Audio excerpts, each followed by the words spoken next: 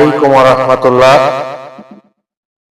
আমি মোহাম্মদ রিয়াজুল ইসলাম রিপন, সভাপতি ইসলামী শ্রমিক আন্দোলন বাংলাদেশ পাথরঘাটা উপজেলা শাখার।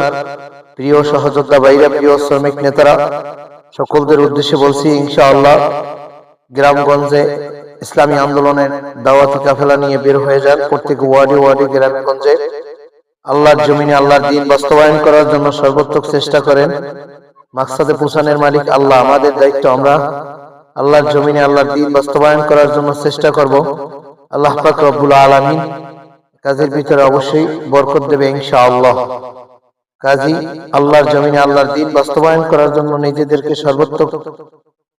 সর্বোত্তম চেষ্টা করেন এবং আল্লাহ পাক রব্বুল আলামিন এর উত্তম যাজা আমাদের পরকালে অবশ্যই দান করবে। কাজী কাজের ফাঁকে ফাঁকে গ্যাপে গ্যাপে ইনশাআল্লাহ দাওয়াতি কাজ চালিয়ে যান। আমার সহযোদ্ধা বন্ধুরা, আমার সহযোদ্ধা পার্টি ইসলামী আন্দোলন বাংলাদেশ হাত পাখা প্রতীকের পক্ষে ইনশাআল্লাহ ইসলামী শ্রমিক আন্দোলনের পক্ষ থেকে প্রচন্ড পরিমাণে দাওয়াতের কাজ চালান। প্রিয় বন্ধুরা,